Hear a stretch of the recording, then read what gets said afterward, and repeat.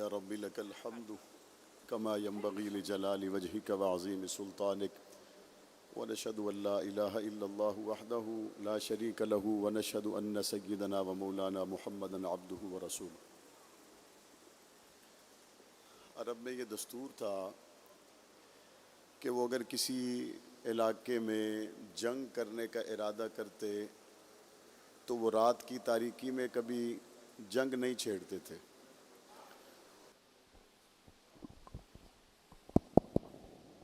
یہ دستور تھا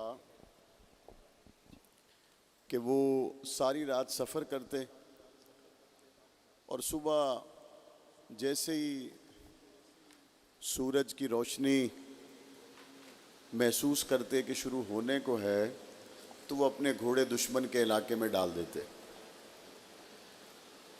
اور صبح صبح آپ کو اگر کبھی سیر کا موقع ملے تو آپ دیکھتے ہیں کہ دوپہر میں اگر آپ زمین پر پاؤں رکھیں تو مٹی خشک ہوتی ہے اور پاؤں لگتے ہی مٹی فوراً ہوا میں شامل ہو کر آپ کو نظر آنا شروع ہو جاتی ہے.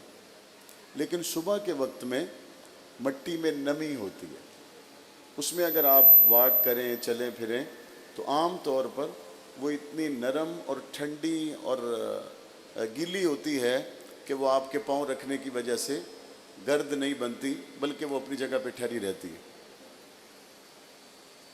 تو ساری رات گھوڑوں پر سفر کر کے آنے والے لوگ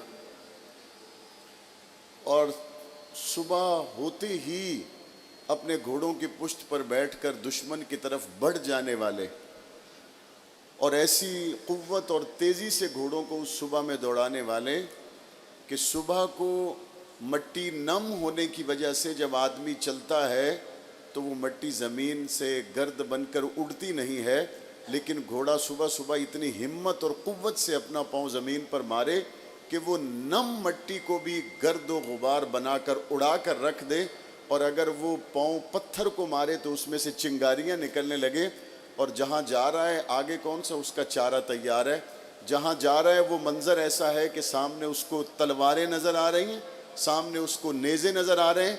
سوار کی تو دشمنی ہوگی, گھوڑے کی تو کسی سے دشمنی نہیں ہے, لیکن وہ بڑھتا ہے اور بڑھتا چلا جا رہا ہے اور اپنے مالک سے پہلے تلوار اپنے جسم پہ لیتا ہے, اپنے مالک سے پہلے نیزہ اپنے جسم پہ لیتا ہے اور خون میں لوٹ پوٹ ہو جاتا ہے. اور جب بالکل آخری سانس اس گھوڑے کے جسم میں ہو اس وقت بھی اگر اس کی مالک لگام کھینچے تو جتنی اس میں ہمت ہے طاقت ہے وہ اٹھ کر کھڑا ہونے کی, اپنے مالک کے ساتھ وفاداری نبھانے کی کوشش کرتا ہے.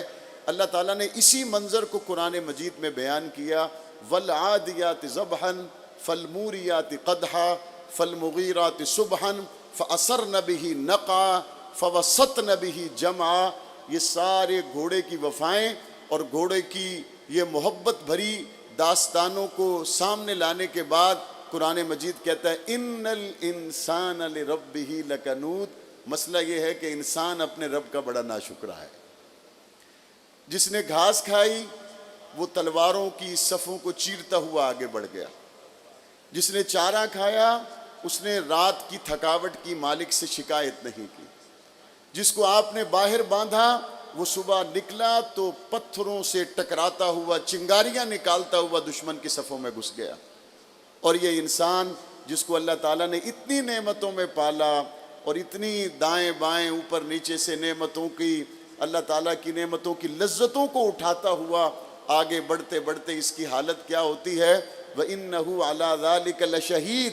ایسا نہیں کہ اس کو پتہ نہ ہو کہ اللہ تعالیٰ کی مجھ پر نعمتوں کی کس قدر برسات ہے, جاننے کے باوجود یہ اللہ تعالیٰ کے حضور ایسا ناشکرا ثابت ہوا ہے کہ اگر گھوڑے کی آخری وقت میں بھی لگام کھینچی جائے تو وہ مالک کا وفادار ہے, اور اس تندرست کو بھی مسجد کی طرف آواز دی جائے تو یہ آنے کے لیے تیار نہیں. اور ایسا نہیں ہے اگر کوئی آدمی ہدایت کے راستے پر چلے تو اللہ تعالیٰ اس کے لیے راستے کو بند کر دے. وَالَّذِينَ جَاهَدُوا فِينَا لَنَهْدِيَنَّهُمْ سُبُلَنَا. اللہ تعالیٰ نے یہ فیصلہ کر دیا ہے جو بندہ میرے راستے میں چلے گا میں اس کے لیے راستے کھول دوں گا. اور اگر ذہن میں کبھی یہ وسوسہ آ جائے کہ میں رب کے راستے پر چلوں گا تو پتہ نہیں میرا مال کم ہو جائے گا, پتہ نہیں میں خرچ کروں گا تو میرے لیے آئندہ راستے آسان نہیں بلکہ مشکل پیش آئیں گے. قرآن مجید کہتا ہے وَيَرْزُقْهُ مِنْ حَيْثُ لَا يَحْتَسِبْ. اے بندے رب کی محبت میں آگے بڑھنا تیرا کام ہے, تیرے رزق کو مضبوط کرنا تیرا نہیں رب کا کام ہے. ایک کام ہمیں ضرور کرنا چاہیے اور وہ ہے توبہ. جب گناہ ہو بندے کو فوراً توبہ کرنی چاہیے. کوئی قوم دنیا میں غلطیاں کرنے کی وجہ سے تباہ نہیں ہوئی, ہمیشہ غلطیوں پر سٹینڈ لینے کی وجہ سے لوگ تباہ ہوتے. کبھی بھی توبہ ہو جائے کبھی بھی غلطی ہو جائے فوراً توبہ کرنی چاہیے. اور اگر آدمی توبہ نہ کرے تو قرآن مجید کہتا ہے کہ پھر یہ دل سخت ہو جاتا ہے. اور کتنا سخت ہوتا ہے آپ سورہ بقرہ کے مضمون میں یہ بات سن چکے ہیں. جب ان لوگوں سے کہا گیا گائے ذبح کرو اور اس گائے کے گوشت سے ایک ٹکڑا مرنے والے کو مارو تو یہ اپنے قاتل کا نام بتائے گا. یہ لمبا واقعہ آپ نے سن لیا ہوگا.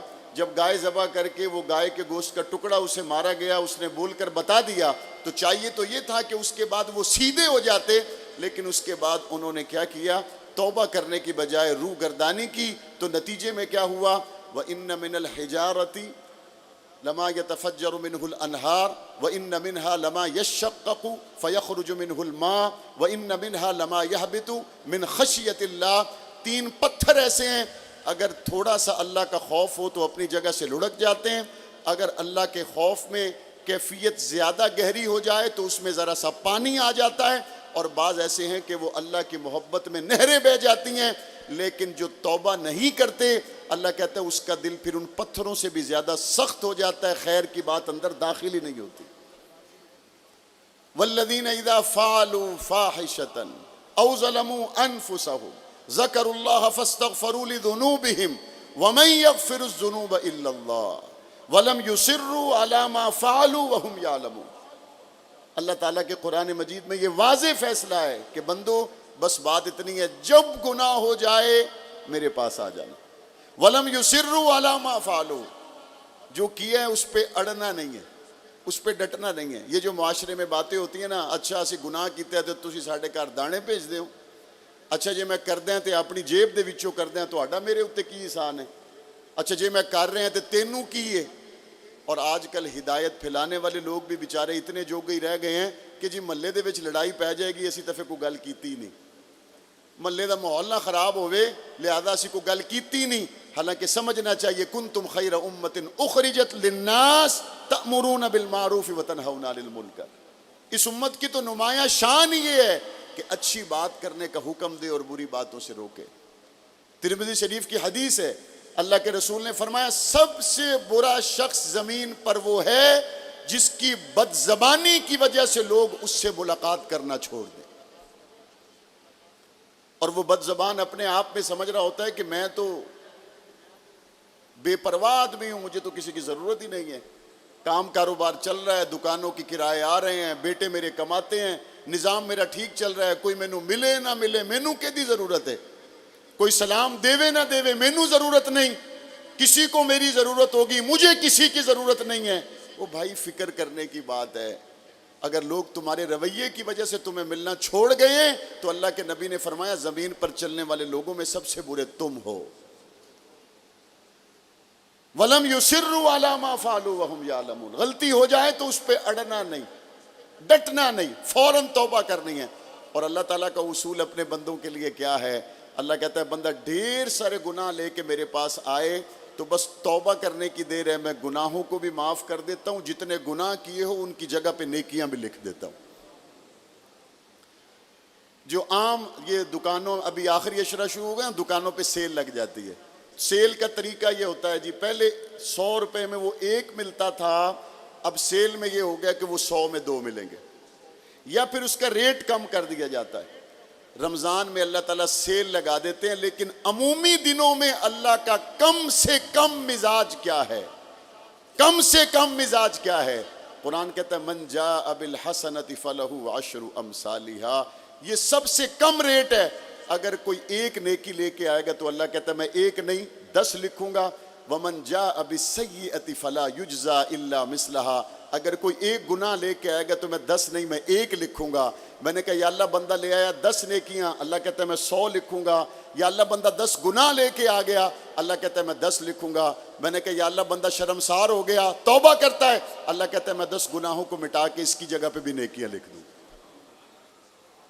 اس وقت لاہور میں آٹے کا کوئی قحط نہیں ہے، لیکن اگر کوئی بندہ صبح جائے شام کو واپس آئے اور آ کے کہے مولانا صاحب مجھے تو پورے لاہور میں آٹا نہیں ملا، تو لوگ کہیں گے ساری دنیا نے روٹیاں پکائی ہیں تینوں ہی نہیں لبیا، ساری دنیا نے کھانے پکائے تجھے نہیں ملا۔